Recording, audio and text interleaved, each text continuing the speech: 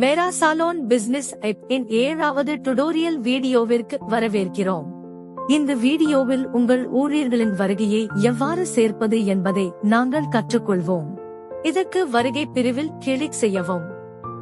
நாம் இங்கே கிளிக் செய்தவுடன் இந்த திரை நம் முன் தோன்றும்.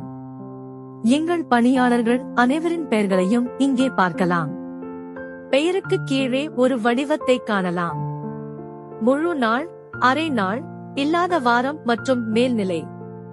இங்கே நாம் மற்றொரு விடுமுறையை காணலாம். இதை ஒரு உதாரணத்தின் மூலம் புரிந்து கொள்வோம்.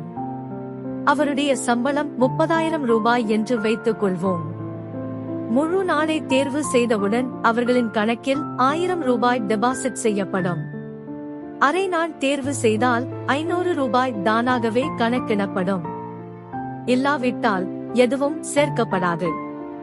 வார விடுமுறை என்றால் அன்றைய சம்பளம் முழுவதும் வரவு வைக்கப்படும்.